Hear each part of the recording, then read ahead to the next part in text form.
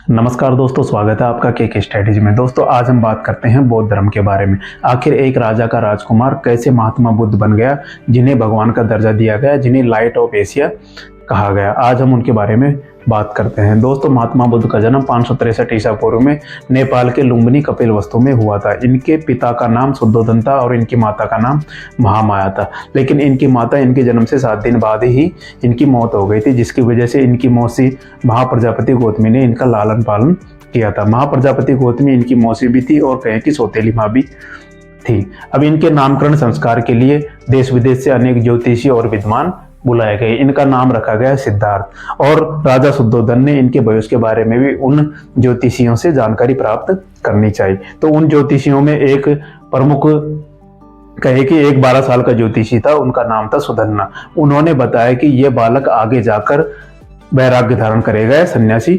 बनेगा। तो राजा शुद्धोधन को काफी परेशानी हुई, या कहे कि उनका मन विचलित होने लगा। विचलित होने की भी एक बात है कि क्योंकि वो राजपाट वो आगे चलकर वही सिद्धार्थ ही संभालने वाले थे, तो उनके मन में चिंता होना लाजमी था। तो उन्होंने इसका उपाय भी उन ज्योतिषियों से पूछा। तो उन्होंने बताया कि इनके आसपास ऐसा आडंबरपूर्ण संसार रचा जाए जो इनको बाहर जाने की कोई दिक्कत नहीं हो, या कहे कि इनको ऐसी जानने की उत्सुकता ही नहीं हो। इस तरह से व्यवहार किया जाए इनके साथ ऐसा माहौल क्रिएट किया जाए, बनावटी माहौल क्रिएट किया जाए। तो दोस्तों राजा शुद्धोधन ने महल के ही अंदर इनके लिए ऐसी व्यवस्था की जिसकी वजह से इनको किसी भी चीज को जानने की कोई इच्छा नहीं हो। हर चीज की सुविधा इनके अंदर महल में ही थी, तो इनको बाहर ही नहीं जाने दिया जाता था। और ऐसी व्यवस्था की हुई थी कि ऐसा कोई आदमी इनके सामने नहीं आता था जिसकी वजह से इनको कोई जानने की या किसी से भी कुछ प्रश्न करने की लालसा पैदा हो, क्योंकि ऐसा माहौल महल के अंदर कर दिया गया था। तो इनको सब वही दिखाई देता था। इनको 16 वर्ष की उम्र में इनकी शादी कर दी गई। इनकी पत्नी का नाम यशोधरा था। इनके एक बेटा भी हुआ जिनका नाम राहुल था। उस समय की सबसे खूबसूरत महिला थी यशोधरा, जिससे इनकी शादी करवा दी गई। तो इनके आसपास ऐसा माहौल क्रिएट कर दिया गया, शादी करवा दी गई थी, ताकि इनको कुछ जानने की कोई जरूरत ही महसूस नहीं हो। क्योंकि राजा को डर था कि अगर ये कहीं बाहर गया तो आसपास की चीजों को देखेगा और इनके मन में वैराग्य की भावना उत्पन्न हो सकती है। तो दोस्तों थोड़े दिन बाद उनके मन में धीरे धीरे ये भावना पैदा होने लगी कि देखो कैसे इंसान एक ही जगह पर कैसे वो अपने जीवन जी सकता है। तो बाहर जाने की इच्छा तो उसके मन में होती है।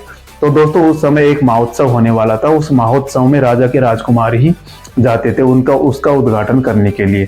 तो दोस्तों सिद्धार्थ को भी जाना था। उनके मन में भी इच्छा थी बाहर नगर भ्रमण करने की या बाहर घूमने की।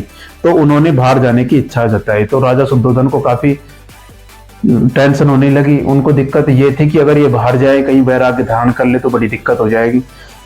तो उन्होंने जिस रास्ते से भी वो जाते और जहां तक वो जाते, उस रास्ते पर ऐसा माहौल क्रिएट किया गया, बनावटी माहौल बनाया गया कि ऐसे कोई बीमार आदमी या कोई कह सकते हैं कि ऐसा कोई सन्यासी आदमी उनके सामने आए नहीं, कोई महात्मा उनके सामने आए नहीं, जिसकी वजह से इनके मन में जानने की उत्सुकता हो, या कहे कि इनके मन में जो प्रश्न पैदा हो या वैराग्य धारण करने की जो इच्छा हो उनके मन में आए नहीं। ऐसी व्यवस्था की गई। वहां से शुरुआत से लेके जहां तक उनको जाना था एंड तक, वहां पर ऐसा माहौल बना दिया गया। पूरे रास्ते को ऐसे क्लीन कर दिया गया, बिल्कुल जैसे कोई बाहर से जैसे कोई प्रधानमंत्री राष्ट्रपति भारत में आता है तो उस रास्ते को इस तरह से क्लियर कर दिया जाता है और इस तरह से सजा दिया जाता है कि और कहीं बाहर की दुनिया दिखाई नहीं देती है। दोस्तों लेकिन नियति का कोई खेल कुछ अलग ही है। जब वो रथ लेकर बाहर निकले तो उनके सारथी को भी समझाया गया था कि इनसे कुछ ऐसी बातें करनी नहीं है, या मिला जुला उनका उत्तर देना है कि इनसे कोई क्वेश्चन भी पूछे दो। दोस्तों जब वो नगर भ्रमण के लिए बाहर निकले, या कह सकते हैं कि महोत्सव में भाग लेने के लिए बाहर निकले, दोस्तों उन्हें सबसे पहले एक बूढ़ा व्यक्ति दिख गया। तो बूढ़ा व्यक्ति दिखने के बाद ही उन्होंने रथ को रुकवाया, अपने सारथी से बोला रथ रोको। रथ रोकने के बाद उन्होंने पूछा कि यह आदमी ऐसे कैसे है, कि यह आदमी हमारे जैसा क्यों नहीं है। तो उन्होंने मना किया कि युवराज हमें तो कुछ भी बोलने से मना किया गया। तो उन्होंने उनको समझाया, देखो अगर तुम नहीं बताया तुमने तो मैं यहाँ से आगे एक कदम आगे नहीं जाऊंगा। तो आखिरकार उन सारथी को बताना पड़ा कि यह आदमी बूढ़ा हो गया है, उम्र की एक अवस्था है। तो उन्होंने कहा कि हम भी ऐसे ही हो जाएंगे, सारथी से पूछा, बोले युवराज हम भी या आप सभी ये नियति का देने या कह सकते हैं कि एक उम्र की अवस्था है जो सभी को आनी है। इस तरह से आप भी बूढ़े हो जाएंगे, हम सब बूढ़े हो जाएंगे।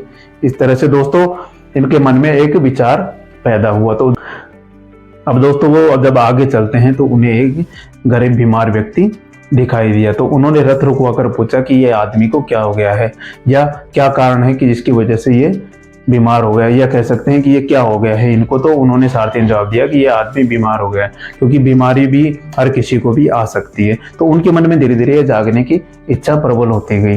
तो दोस्तों आगे चलकर क्या होता है, आगे चलकर वो देखते हैं कि एक आदमी जो मर गया था उसकी अर्थी ले जा रहे थे कुछ लोग, या कह सकते हैं उसकी मृत्यु शैया पर उनको लेटाकर ले जा रहे थे। तो बताओ कि ये क्या हो रहा है।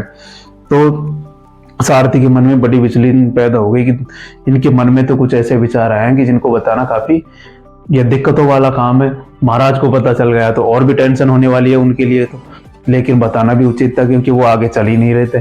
तो दोस्तों उन्होंने बताया कि ये एक इनकी मृत्यु हो गई है। बोले ये मृत्यु क्या होती है, बोले मृत्यु ये होती है कि हम सबको भी एक निश्चित उम्र के बाद, ये कह सकते हैं कि जो अपनी उम्र है उसके बाद हम सबको मरना होता है, बुढ़ापे के बाद सबको मरना होता है। बोले इनको ले जा कहाँ रहे हैं, बोले इनको शमशान घाट में ले जा रहे हैं। तो उन्होंने बताया कि इनको शमशान घाट में ले जा रहे हैं, वहां पर इनकी अंत्येष्टि की जाएगी या इनको दफनाया जाएगा। आखिर हम सबके साथ भी यही होता है, ऐसे ही दुनिया चलती है।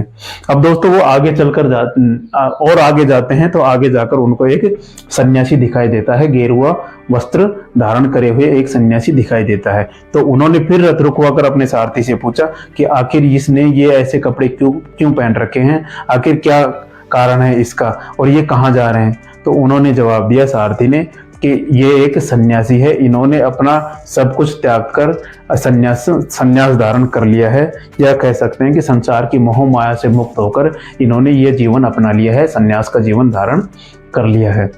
अब दोस्तों उनके मन में तो वहीं से ये गहरा भाव बैठ गया कि आखिर हमें करना क्या है। तो उन्होंने घर आकर वहीं से वापस आ गए, महोत्सव में भी नहीं गए। कहते हैं कि उन्होंने घर आकर उसी रात अपना घर त्याग दिया।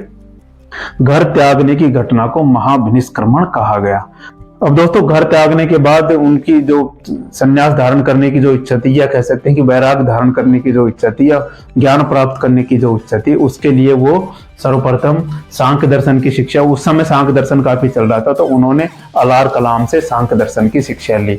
उसके साथ उनके कुछ 4-5 दोस्त भी गए थे, तो वो सबने सांख्य दर्शन की शिक्षा ली अलार कलाम से। सांख्य दर्शन की शिक्षा लेने के बाद रुद्र कलाम से उन्होंने योग दर्शन की भी शिक्षा ली। दोस्तों उन्होंने सांख्य दर्शन और योग दर्शन की शिक्षा लेने के बाद, शिक्षा दीक्षा लेने के बाद उन्होंने सारनाथ में मृगदाव वन में तपस्या करना स्टार्ट किया, जिनमें उनके साथ उनके दोस्त भी थे। उन्होंने वहां पर 5 साल, लगभग 5 साल तक कठोर तपस्या की ज्ञान प्राप्ति के लिए, लेकिन उनको ज्ञान की प्राप्ति हो नहीं रही थी। आखिर क्या कारण थे जिनकी वजह से उनको ज्ञान की प्राप्ति नहीं हो रही थी। उनके मन में ये प्रश्न उठ रहे थे। उसी समय उनको वहां पर एक कन्या मिलती है। वो कन्या उनसे कहती है कि वीणा के तारों को इतना भी मत खींचो कि वो टूट जाए, और वीणा के तारों को इतना कम भी मत खींचो कि वो बजे ही नहीं।